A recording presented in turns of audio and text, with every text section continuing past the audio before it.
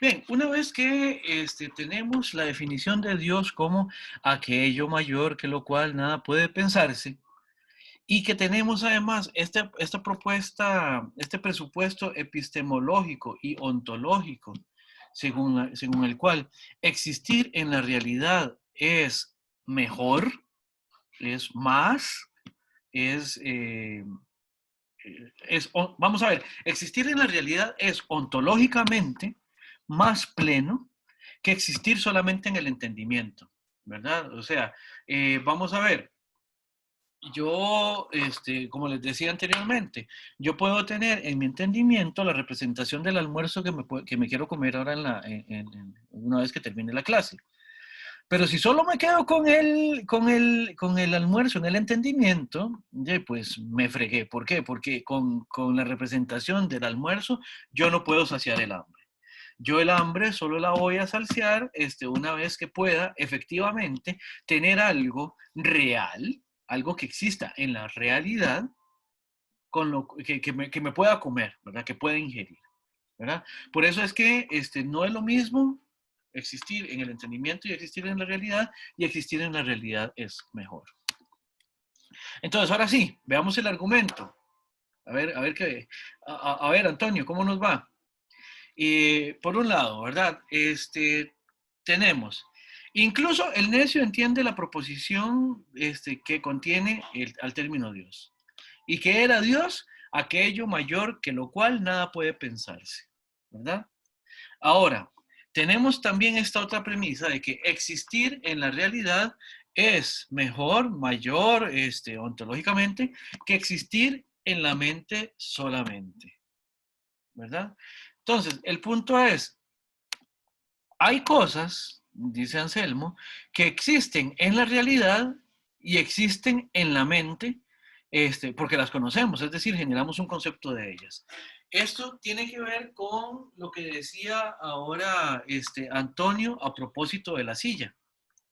La silla la conocemos en la realidad y también tenemos de ella un concepto. ¿Cuál es ¿Qué es lo que está diciendo aquí Anselmo? Vea que aquí la silla tiene los dos tipos de existencia. Tiene su realidad y también tiene la capacidad de ser pensada mediante los conceptos que existen solamente en las mentes de quienes los piensan, ¿verdad? Ahora, pensemos algo completamente ínfimo, una piedrecilla, un granito de arena, cualquiera que sea. Si es real, si existe, si está ahí, es más, yo aquí estoy al frente de las repisas que hay aquí de las bibliotecas, ¿verdad? Aquí hay unas motitas de polvo, ¿verdad? Que yo puedo simplemente quitar con el dedo.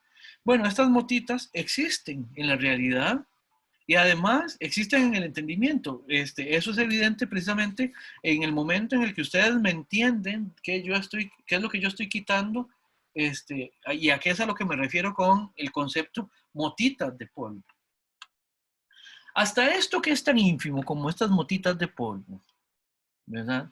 Son ontológicamente mayores que cualquier cosa que existiese solamente en el entendimiento. Ahora, el punto de importancia de que el argumento de Anselmo parta de la definición es que si la definición de Dios nos dice que Dios es aquello mayor que lo cual nada puede pensarse, si Dios fuera solamente algo que existe en el entendimiento, incluso estas motitas de polvo que estoy quitando en mi biblioteca serían ontológicamente mayores que Dios. ¿Por qué? Insisto, si Dios tuviera solamente existencia en el entendimiento, tendría solamente una forma de existir, que es existir como un concepto en las mentes de quienes lo puedan pensar. Además, esta no es la mejor forma de existir, porque lo mejor es existir en la realidad. Y esa existencia en la realidad sí la tienen estas motitas de polvo, pero además tienen la existencia en el entendimiento. ¿Por qué? Porque tenemos el concepto y la realidad. ¿Qué quiere decir esto? Que si Dios existiera solamente en la mente de quienes lo piensan, o Vamos a ver, pongámonos en sintonía con Anselmo. Si Dios fuera solamente un contenido que surge por fe y que después queremos explicárnoslo, si fuera solamente eso y no tuviera existencia en la realidad, entonces, dice Anselmo, hasta la más ínfima de las motitas de polvo de la biblioteca de Sanchitos sería ontológicamente mayor o más que Dios, lo cual sería contradictorio con la definición de la que partimos. ¿Por qué? Porque entonces Dios no podría ser aquello mayor que lo cual nada puede pensarse, porque cualquier cosa que podamos pensar y que además de lo cual tengamos evidencia que está en la realidad, por ínfimo que sea, ya sería mayor que Dios, precisamente porque Dios solo presenta la existencia solo presentaría la existencia en el entendimiento. Por lo tanto, dice Anselmo, en tanto que si aquello mayor que lo cual nada puede pensarse solo existe en la mente, y que existen otras cosas mejores o más perfectas, o sea, que existen además en la realidad, esto sería contradictorio con la definición de Dios. Por lo tanto, de la definición de Dios se seguiría que si Dios es definido como aquello mayor que lo cual nada puede pensarse, esa es una definición que necesariamente, para Anselmo al menos, nos compromete con su existencia, en el sentido de que si Dios es aquello mayor que lo cual nada puede pensarse, tiene que ser también existente en la realidad para que efectivamente sea aquello mayor que lo cual nada puede pensarse. Por lo tanto, dice Anselmo, debe existir aquello mayor que lo cual nada puede pensarse.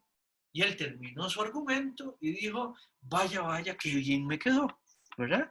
Y muy contento se felicitó, ¿verdad? ¿Por qué? Porque para él este argumento es conclusivo. Es conclusivo. Parte de la definición y llega a la conclusión precisamente de que necesariamente, si esa es la definición de Dios, entonces Dios tiene que existir. ¿Y por qué es? Entonces, ahora sí, volvemos al punto de que por qué esto es un argumento a priori. Precisamente porque parte de la necesidad interna de los conceptos que entrañan, del concepto de Dios, del concepto de existir en la realidad, bueno, o de lo que es conceptualmente existir en la realidad, de lo que es conceptualmente existir en el entendimiento y de las implicaciones ontológicas que se derivan del existir en cada uno de los ámbitos en relación con la definición original de Dios. ¿Qué les parece? Preguntas, comentarios, objeciones, dudas. ¿Qué me dicen del argumento? Una pregunta importante desde Anselmo. ¿Entienden el argumento? Entiendo el argumento, pero me pregunto si, digamos, puede ser más que todas las cosas que puede pensarse, pero eso no lo hace no ser igual a todas las demás cosas que sí existen, a la mota de polvo, que hace que no sea igual que la mota de polvo. Muy buena pregunta, Sharon. Precisamente, ¿cómo definirías vos una mota de polvo? Algo muy pequeño, que no tiene vida, que implica suciedad. Sí, son como particulitas, ¿no? Sí, sí. Ok, ahora, vea que la mota de polvo, el punto es que sí, puede existir o no puede existir, ¿verdad? O sea, es algo completamente ínfimo que está por ahí, ¿verdad? Que se acumula, pero sí, eventualmente nosotros la podemos retirar, la podemos eliminar, no sé, ¿verdad? El punto es, lo que es una mota de polvo, no la saca de su completa contingencia y finitud, ¿verdad? En cambio, la definición de Dios como aquello mayor que lo cual nada puede pensarse, lo que Anselmo busca es que esa definición implique su existencia. Y se lo pongo así. Si Dios es aquello mayor que lo cual nada puede pensarse y no existiera, entonces la definición no se cumple. Es como decir, si Dios es aquello mayor que lo cual nada puede pensarse y además no existiera, entonces Dios no sería aquello mayor que lo cual nada puede pensarse. ¿De dónde se deriva que la contradicción es evidente? El punto es, ¿cuál es la diferencia entre Dios y cualquier otra cosa que podamos definir? Que su definición, la definición de Dios, implica su existencia. Lo convierte en un ser necesario, en un ser que no podría no ser. En cambio, la mota de polvo es completamente contingente. Bien podría no ser y la verdad es que nada pasa. Pero con Dios no es así. Y Sí, es por Sharon. eso que también, sí, y es por eso que también Anselmo implica que cuando alguien dice que Dios no existe, está asumiendo su existencia por o sea, me acuerdo que había un diálogo que se centraba en eso, de Sócrates con un extranjero que decía que cuando usted decía que algo no es, está diciendo que es, porque si está diciendo lo que no es, le está, por ejemplo, otorgando unidad y cosas así. Se refiere a eso. Y también Eh, él está implicando, cuando dice Dios es, bla, bla, bla, bla, bla, ahí ya está con el es diciendo que Dios es, que existe, simplemente está, o sea, está incluido en la definición, su existencia. Eso es. Ese es el punto. En su definición está incluida la existencia. Este, no pasa así con ninguna otra cosa. Ninguna otra cosa que definamos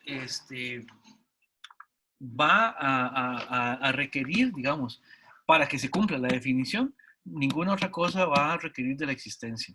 Solamente esta noción de ser necesario, en este caso de Dios como ser necesario, es la que de su definición deriva existencia. ¿Y qué es lo que pasa? Cuando los necios, siguiendo tal como lo menciona Anselmo, cuando los necios dicen que Dios no existe, al utilizar el concepto, Anselmo dice, vean, es que Dios, siendo conceptualmente aquello mayor que lo cual nada puede pensarse, ya lo dejan ahí posicionado a ese concepto. Y ese concepto implica existencia necesariamente. Ese es el recurso, digamos, argumental de Anselmo. ¿Sí, Sharon? Sí, sí, ya entendí. Muchas gracias. Perfecto. ¿Alguna pregunta? ¿Otra persona? ¿Algún comentario? ¿Antonio? Hola, profe. Eso. ¿Cómo supo? Sí, estaba pensando no sé, en literatura o en alguna película o en algo donde se presenta un ser todopoderoso, Sí, ¿verdad? sí. ¿Cómo se llama este, el de Lovecraft, el que tiene como tentaculitos por barba? Cthulhu. Yo Chuchulu. no No, sé no sé cómo se cómo se pronuncia dice. eso, Sí, sí, sí, el sí. Tululú, dijo, ¿verdad? Sí, ese, a lo que tengo entendido, es muy poderoso, ¿cierto? Se le Ujú. podría otorgar una definición muy similar y es algo que no existe como tal en la realidad, pero entonces se opone a la definición que se le da. Hay un problema, ¿no? Es decir, es ficticio, sí, pero se le da una definición Sí, similar. ¿Qué sí. pasa? Vamos a ver, el punto es, em, con el caso de, digámosle que se dice Chutulu, digamos que es Chutulu, porque eso realmente, yo no sé si habrá alguien que de verdad lo sepa pronunciar. El personaje de Lovecraft, sí, ciertamente es un ser sumamente poderoso, y es evidente, pero es evidente, ojo lo que voy a decir, después yo voy a hacer incluso ahí también una observación. Es evidente que es Lovecraft el que está creando a este ser, ¿verdad? La diferencia es que, vamos a ver, si Cthulhu tuviera la potestad o el rasgo de ser absolutamente aquello mayor que lo cual nada puede pensarse, sería en esta literatura el que cumple el papel de Dios, digamos. Sería una peculiarización de la divinidad en los textos de Lovecraft, ¿verdad? ¿Por qué? Porque si cumpliese con esa definición, tendría que ser Dios en primer lugar. Pero hay otra cosa. El asunto es que tendría que existir en la realidad. Lo que pasa es que se sabe que, dado que fue Lovecraft quien lo creó, tenemos toda la evidencia para saber que efectivamente, Cthulhu no existe en la realidad, existe solamente dentro del mundo imaginario, dentro del mundo ficticio. Y aquí eso es lo que hay una diferenciación que tendríamos que hacer. No es que el pensamiento de esta definición de Dios no es que es el pensamiento, el que pensemos a Dios lo que le da la existencia a Dios. Es los límites mismos que señala la definición, lo que implica la existencia. Antonio. No sé, iba a poner otro ejemplo. Es Adelante. decir, es que dentro de las mismas religiones se dice, no, es que mi Dios, ¿verdad? Se tiende a Ujú. hacer una diferencia. Entonces, ¿qué pasa con los dioses o Dios de otras religiones? Ok, muy bien. El asunto es, aquí hay un entorno cultural que atender, ¿verdad? Estamos ante un autor cuyo referente cultural, simbólico, histórico, es europeo, es cristianocéntrico, es europeocéntrico, cristianocéntrico, y en ese sentido, la explicación se adecua, por ejemplo, a una de las tres religiones monoteístas, que es el cristianismo, ¿verdad? O sea, o mejor dicho, al Dios de las tres religiones monoteístas, que es el mismo, ¿verdad? El punto es, el problema es que si nos pasamos a otra propuesta, tendríamos que ver cuál es la jerarquía, porque para que esta definición sea operativa, tendríamos que buscar en la jerarquía aquel dios de ese panteón o aquella diosa de ese panteón que fuera la absolutamente mayor. ¿Por qué? Porque la definición de Dios como aquello mayor que nada, mayor que lo cual nada puede pensarse, no admite en ese sentido que sea una definición que se cumpla por, en este caso, dos entes. Porque si los dos son mayores que lo cual nada puede pensarse, entonces sería extrañísimo, porque se contrarrestan entre sí. Si tenemos el Dios A y el Dios B y ambos son aquello mayor que lo cual nada puede pensarse, no es posible que yo diga lo mismo de ambos sin identificarlos y por lo tanto terminarían siendo numéricamente uno. ¿Qué quiere decir esto? El argumento está pensado también para un entorno monoteísta. ¿Se entiende? Sí, entonces eso, el argumento implica ignorar la existencia de otras religiones, pero eso también, es decir, si yo tengo la capacidad de ignorar esas creencias, ¿qué impide que las otras personas ignoren mi creencia? Entonces, Ah, el argumento, Anselmo le diría el argumento mismo.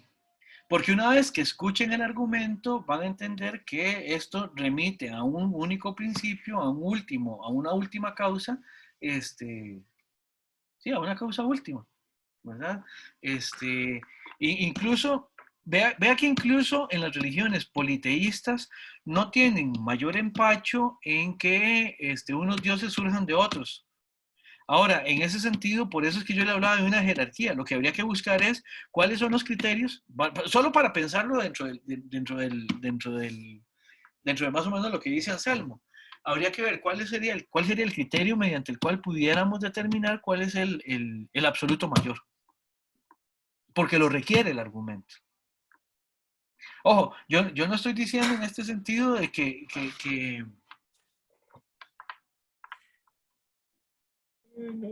o es sea, que no sé, en serio estoy conflictado con todo. ya, ok. Bueno, mientras pienso mientras pienso algo más, Josué. Bueno, con lo del compañero, hay varias religiones que siempre tienen un dios creador, uno principal, y también varias mitologías. Por ejemplo, los griegos creo que todo salía del caos primero, después salía Gea, Gea tenía a Urano y el resto. Sí, Los hindúes tienen a Brahman, creo. Los sí. cristianos tienen el monoteísta, bueno, igual que los musulmanes y los judíos. Y también las religiones, bueno, la mitología nórdica tiene un un ente creador principal. Sí, habría, Claro que tienen sus deidades menores, pero como dijo el profe, siempre hay como uno principal que es el principio de todo. y si eso es así, o sea, si siempre hay un principio de todo, ese sería el que Anselmo identificaría con esta definición. No, no a cualquier cosa que se entienda como divinidad, sino al que fuera efectivamente el máximo, por así decirlo. Marco. Sí, profe, creo que tengo un montón de ideas mezcladas en la cabeza. Ok. Voy a intentar organizarme.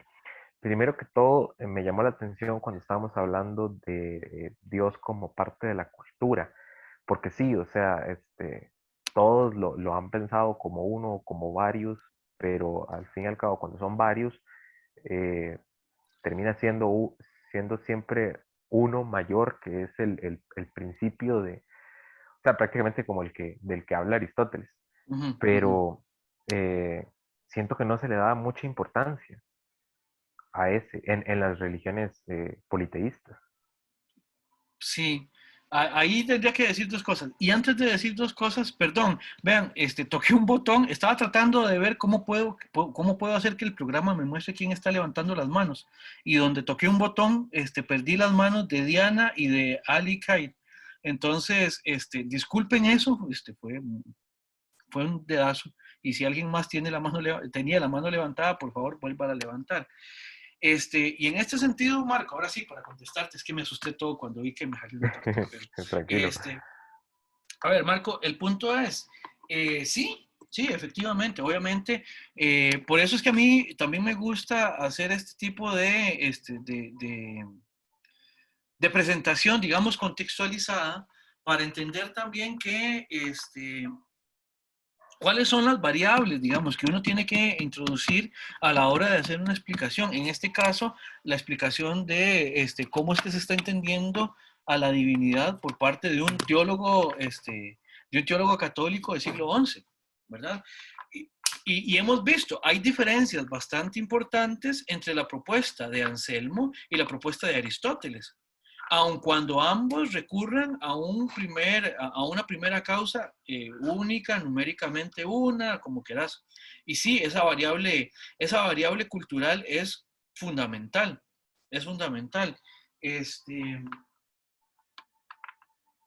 Vamos a ver, voy a decir algo que prima facie es fácil de aceptar, después uno puede objetarlo, pero, por ejemplo, las religiones politeístas tienden a ser eh, menos, menos celosas, por ejemplo, con el hecho de que llegue una nueva divinidad, qué sé yo, que alguien venga de otra cultura con una divinidad diferente a la que tienen, porque, bueno, ya son politeístas, por así decirlo. Entonces, la posibilidad de que haya dioses, los diosas, así en plural, previene el hecho de que tengan la desconfianza de agregar uno más o una más. ¿No? Habiendo dicho eso, también las religiones politeístas también generan conflictos precisamente por tratar de instaurar una creencia sobre otros, pero eso ya es otro problema. Pero sí, efectivamente, Marco, aquí hay un peso muy grande cultural y simbólico en la propuesta de Anselmo, y hay que reconocerlo así, claro. Sí, profe, y eso me lleva a la segunda, bueno, duda ahí que tengo de Ujú. que siempre el ser humano como que ha intentado dotar algo de su esencia en esta deidad que ve o que quiere ver, y como en el caso de Anselmo, pues se pregunta, ¿por qué no puedo ver tu rostro? ¿Verdad? Sí, Y también relacionándolo con lo de Lovecraft, él dota a todas sus criaturas que al fin y al cabo son todas superiores a lo que un ser humano o cualquier ser vivo o material pueda llegar a ser en esta en ese realidad. universo, sí, en ese universo, Ajá. ajá. Pero aún así le cuesta dotar de una definición propia, comprensible a todas estas criaturas y creaciones. Eh, Supongo que se está basando en algo de esto que dice Anselmo, porque no es algo mayor de lo que pueda pensarse. Y si es mayor, entonces es muy difícil pensarlo, pensarlo de cierta manera en que sea eh, paralelo a lo que nosotros comprendemos, es decir, que tenga forma y materia. Sí, claro. Aquí habría que decir dos cosas. Culturalmente, recuerden que desde los griegos nosotros venimos potenciando la razón como esa manera de esa herramienta privilegiada para explicar el mundo y para tener acceso al mundo, ¿verdad? Entonces, de alguna manera, recurrir a la razón como un principio explicativo también ha condicionado, en Occidente por lo menos, el hecho de recurrir a un primer principio, a un único principio, cosas por el estilo, ¿verdad? Tal como lo veíamos en los griegos. Ahora, eso de tratar de ver el rostro de Dios y cosas por el estilo también tiene que ver con que hay una explicación que uno tiene, ya para verla así, ya bien desarrollada. Podría yo sugerir, por ejemplo, que tendríamos que esperar a un Feuerbach, ¿verdad? Después también estará en Freud, el hecho de que en última instancia la divinidad muchas veces no es ni más ni menos que una proyección antropomorfizada sí, de ciertos rasgos del ser humano, solamente que magnificada muchísimas veces. Bueno, en Kant también lo podemos encontrar, ya lo veremos. Pero recordemos que, por ejemplo, para un Anselmo, bueno, y todavía para quienes son creyentes, digamos, dentro del ámbito cristiano, más bien son los humanos los que heredan, los que reciben, digamos, de la divinidad ciertas características a su imagen y semejanza. Por ejemplo, la racionalidad, la capacidad de explicar, la capacidad de entender. Esos son rasgos que de alguna manera representarían a Dios en lo humano, porque derivan, digamos, del hecho de que los seres humanos, para la propuesta cristiana, tienen una relación, digamos, de imagen y semejanza con la divinidad. Pero sí, eso está cultural e históricamente condicionado completamente, se relaciona mucho con tu pregunta anterior. Claro. Bien, Ali Kaid, no sé si estoy diciendo bien tu nombre, dicho sea de paso. Alicaid. Ali Kaid, ok, perfecto, dale. Bueno, nada más como curiosidad con eso de Lovecraft, con lo de Cthulhu, él mismo dice que nadie lo pronuncia de forma correcta, entonces no hay que estresarse con eso. Ajá, Y otra cosa es que ese de hecho no es como la criatura más poderosa, es la más famosa, pero hay otros que son más poderosos en la mitología. ya. En cuanto al argumento, yo siento que el problema está en querer o tratar de demostrar la existencia de Dios basándose en un mero concepto y querer pasarlo al plano de realidad física, ¿verdad? Porque para poder demostrar la existencia de algo debería basarse en argumentos, en una evidencia que estén en ese plano de realidad, ¿verdad? Y no partir de un concepto y hacer como el traslape. Yo siento que ahí es donde se pierde la validez y llegamos como a un argumento circular. Claro, claro. Vamos a ver. Empiezo por esto último. Aquí la circularidad no es exactamente circularidad, porque Anselmo lo que dice es, vamos a tomar esta definición y vamos a ver qué se deriva de esta definición. El punto es que Anselmo lo que dice es, damos esta definición y lo que se sigue es que si esta definición no me está señalando algo que existe en la realidad, la definición se falsea, llegamos a una contradicción.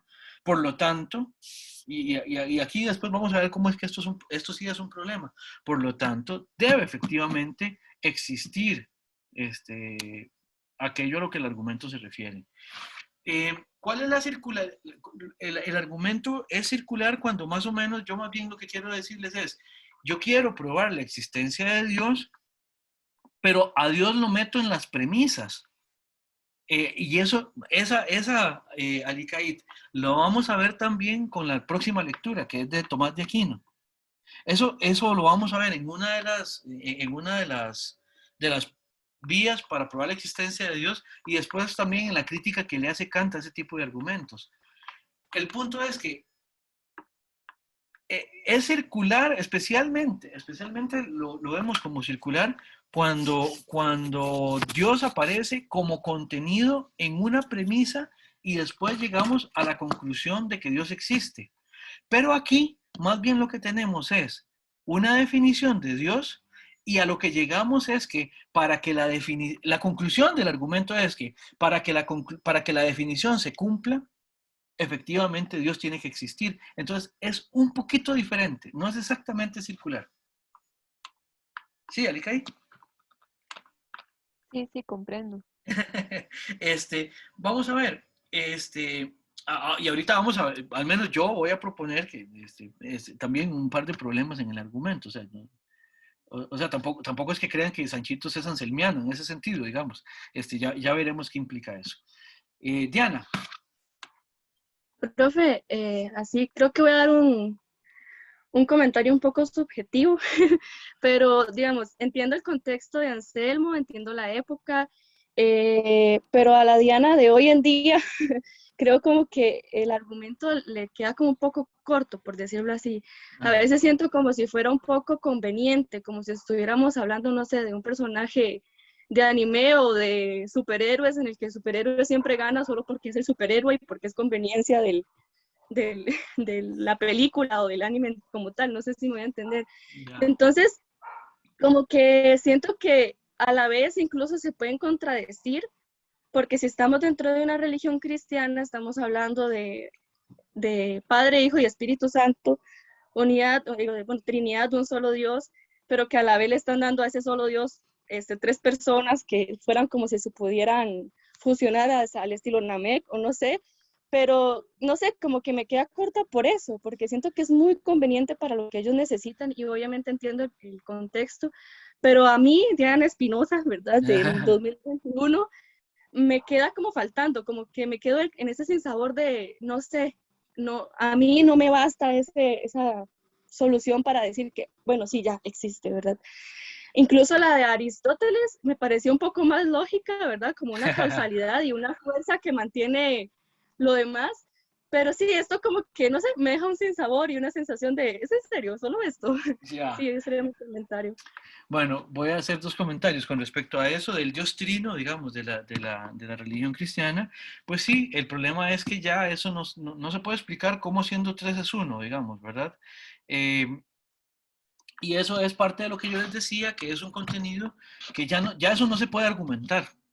Bueno, hay teólogos que han hecho argumentos sobre la Trinidad cristiana, sobre la Trinidad divina y tratan de justificarlo, pero el punto es que eso en última instancia es un artículo de fe. Eso se cree y queda en un halo de misterio porque no se puede explicar en última instancia. Entonces, eso digamos que es porque es un contenido muy específico que es muy difícil, digamos, integrar en una argumentación eficiente. Y en relación con qué tan suficiente es el argumento. Bueno, hay objeciones posibles, pero también hay quienes lo refrendan. Por ejemplo, en el 2020, un lógico se volvió muy famoso precisamente por, por medio de lógica modal, defender el argumento ontológico de Anselmo, ¿verdad? O sea, y Alvin Plantinga llega a la conclusión de que efectivamente tiene que haber un universo posible en el que, por lo menos un universo posible en el que el argumento es efectivamente válido y de donde se sigue eso, ¿verdad? Entonces, para que vea, o sea, hay quienes lo suscriben. Y no estoy seguro de lo que voy a decir, pero puede que sí. En nuestra escuela, si no me equivoco, en función también de la argumentación de Plantinga, si no me equivoco, el profesor Juan Diego Moya también trata de posicionar el argumento ontológico. Creo, no estoy seguro. Nada más digo que creo que eso es así.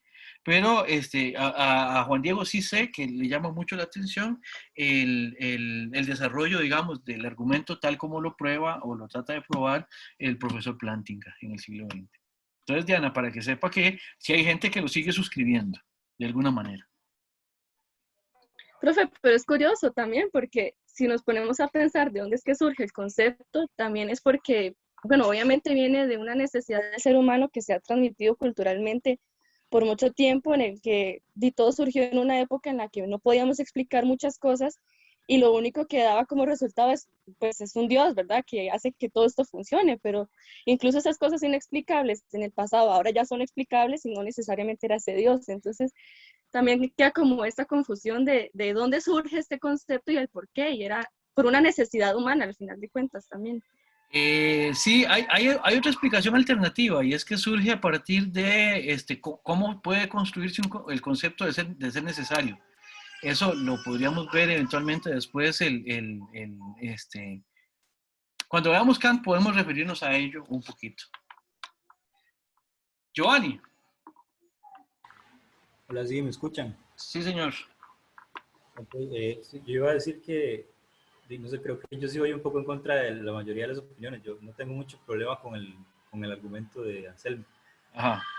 Porque, no sé, me parece a mí que es una particularidad del pensamiento, digamos.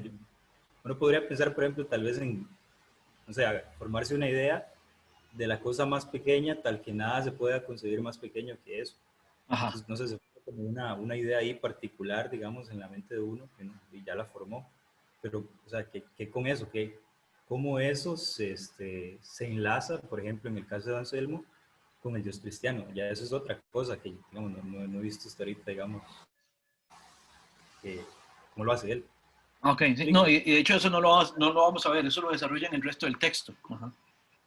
Ok, sí, pero digamos, ahí ya hay un gran paso. Entonces sería, no sé, está bien, probamos este concepto. Si alguien le quiere llamar Dios a eso, está bien. Y si además alguien quiere identificar ese concepto de Dios con cualquier otro que ya exista culturalmente, es otro paso gigante que creo que es ahí donde se hace el problema.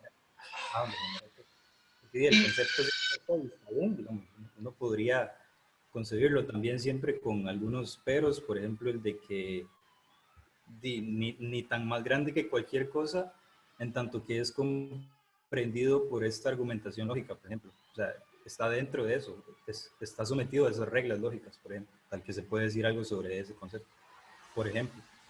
Y el otro que me parece más subjetivo es el de que necesariamente el tener dos realidades es más que tener una. O sea, ¿por qué, digamos? O sea, efectivamente. Sí, ahí habría que revisar, Giovanni. Efectivamente, vamos a ver, entiendo lo del concepto, digamos, lo del llegar a la noción de un ser necesario, eso, digamos que podría entenderlo. Ahora, el punto es si el concepto de Dios necesario se sigue la realidad del ser necesario, ¿verdad? Que ahí eso sí también habría que pensarlo dentro del argumento, independientemente de con qué tipo de entidad después ligamos a ese ser necesario. O sea, si hay algún tipo de entidad religiosa con el cual lo vinculáramos, efectivamente. Exacto, sí. Uno de los contraargumentos, por ejemplo, que se le dan a Plantinga es que efectivamente el argumento puede eventualmente ser probado como válido, pero vamos a ver, en la primera media hora de cualquier curso de introducción a la lógica, a uno ya le dicen que hay una diferencia entre la validez de un argumento y la verdad del argumento. Un argumento puede ser válido sin ser verdadero. En ese sentido, la construcción de Anselmo, digamos, vamos, que veremos un asta, ¿verdad? El argumento de Anselmo es efectivamente válido. De ahí no se sigue absolutamente nada en la existencia, y yo creo que esto está enlazado también un poco con la aprehensión que tenía Alicaid, en el sentido de que sí, efectivamente, hacer ese paso de lo meramente conceptual a la realidad es un paso importante y que no aparece justificado en el argumento, ¿verdad? La segunda cosa que mencionás a propósito de que efectivamente hay dos estatutos ontológicos distintos, por ejemplo, existir en la realidad y existir en el pensamiento, y que uno sea mejor que el otro, eso es de alguna manera gratuito, O sea, Anselmo nos dice, es mejor, tiene más caché existir en la realidad que existir solo en el entendimiento. Pero como vos decías, ¿quién dice? ¿Verdad? ¿Quién dice? ¿Y por qué nosotros tendríamos que coincidir con precisamente esa premisa del argumento? Y por último, incluso podríamos, otra objeción que es importante es, ¿y quién dice que efectivamente la definición que da Anselmo sobre Dios es realmente la mejor definición de Dios posible? Esa sería una primera objeción a la definición.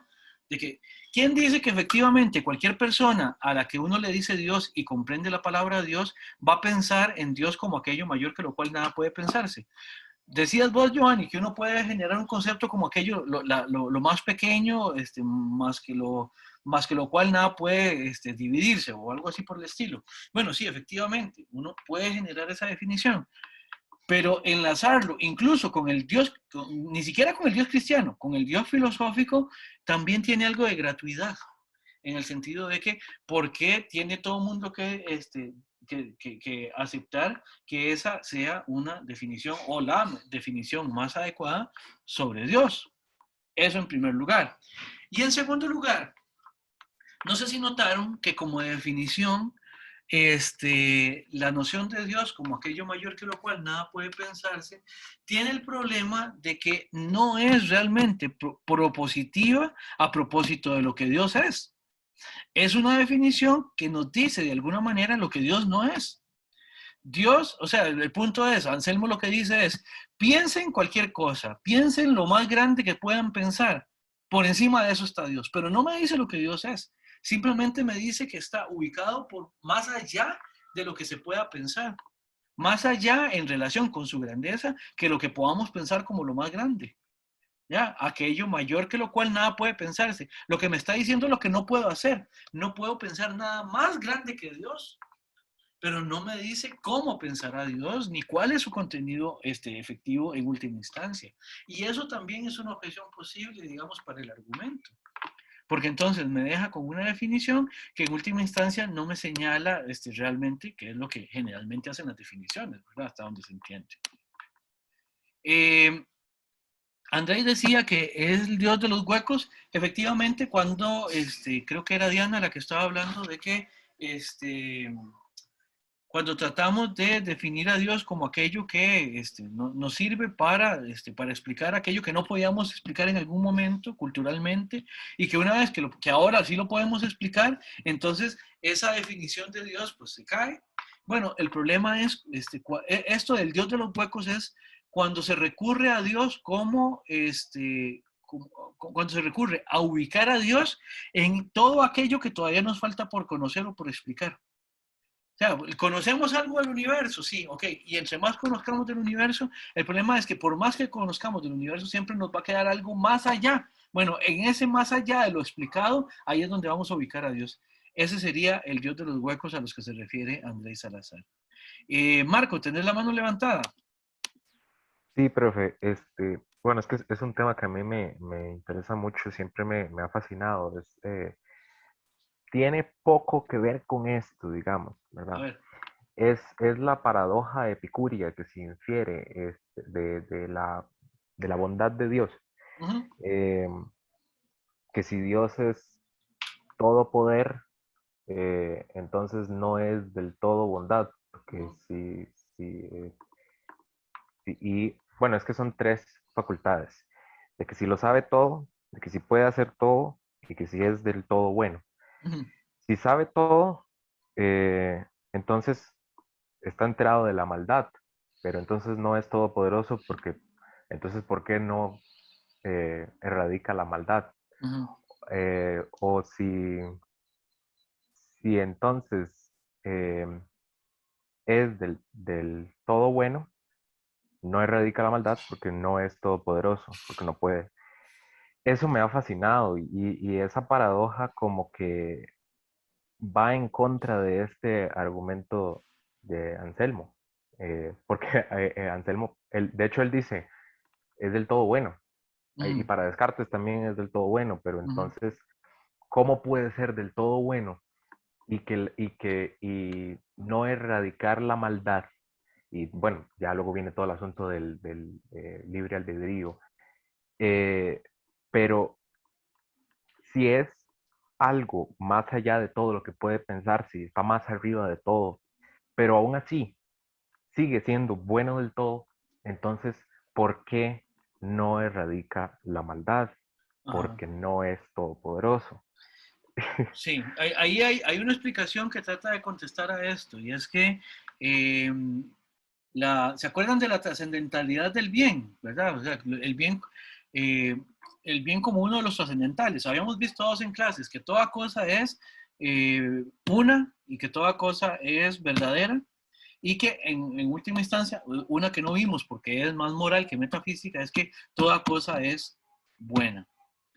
Hay explicaciones según las cuales incluso, o sea, el hecho de que exista la maldad o que exista un demonio, por ejemplo, que no era la preocupación de Epicuro, yo sé, pero para responder un poco dentro, o sea, desde otra perspectiva, hubo quienes le dijeron, quienes también decían, lo que pasa es que si existe el mal y si un ser que es todosapiente y todopoderoso permite el mal, es porque eso que nosotros llamamos mal, en última instancia, algo de bueno tiene.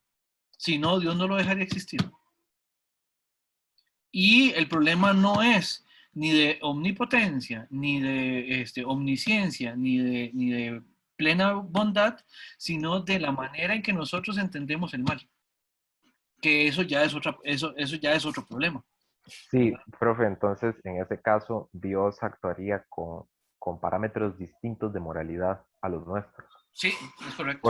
Porque nuestro entendimiento escapa a lo que Dios está entendiendo por ese acto. Exactamente. Y en esa explicación, lo que queda debiendo es lo finito, no lo infinito nunca, ¿verdad? Entonces, el problema está en lo finito, ¿verdad? El problema está en lo finito que no puede ver efectivamente con plenitud, ¿verdad? Todo el cuadro, el big picture, como dicen en inglés, ¿verdad? Y a partir de ahí, entonces, hace un juicio sobre lo que llama malo, ¿verdad? Y sobre lo inconveniente de que exista, pero en ignorancia de absolutamente todo lo que podría considerar, a partir de lo cual incluso podría señalarse como algo, como cuál sería la bondad de eso que llama malo. Pero obviamente es un argumento súper recursivo, ¿verdad? Esa es, digamos, una explicación con la que tratan de responder a eso. Bien, Josué, para ya ir cerrando, ya quedan solamente 7 minutos para la 1. Adelante, Josué. Bueno, sí, no, con esto del mal es que también hay un cuento chino que dice lo que ustedes dijeron, que bueno, el cuento va algo así como un señor tenía a su hijo y estaba trabajando en el campo. Le sucedió un accidente y entonces llegó un amigo y le dijo, ay, qué mala suerte, por qué desgracia que tu hijo haya sufrido eso. El señor le dice, ok, veremos. Después a los días ocurre una guerra y como el muchacho estaba, bueno, inválido, no lo reclutaron, no se lo llevaron. Entonces llegó el amigo y dijo, ay, qué bendición que no se lo llevaron. El cuento sigue así, pero es así, que uno no sabe qué es el mal, que al final la cadena de acciones como es infinita, bueno, digamos, eh, uno no hay, uno no lo puede comprender por su cualidad humana. Sí, y ahí de repente habría que ver a dónde está el problema. Si en cómo definimos el mal, en cómo definimos omnipotencia, en cómo definimos plena bondad y en cómo también definimos creo que la que me queda era omnipotencia. Entonces, de repente eso lo que señala es más bien las limitaciones propias de nuestros conceptos, más que efectivamente la realidad de aquello a lo que se refieren. Pero bueno, eso es toda una discusión. Tenemos que ir cerrando ya. Les agradezco mucho por sus preguntas. Si tienen alguna otra, pues las podemos también ventilar al inicio de la próxima clase. Por ahora tenemos que cerrar acá la clase y les agradezco por la atención.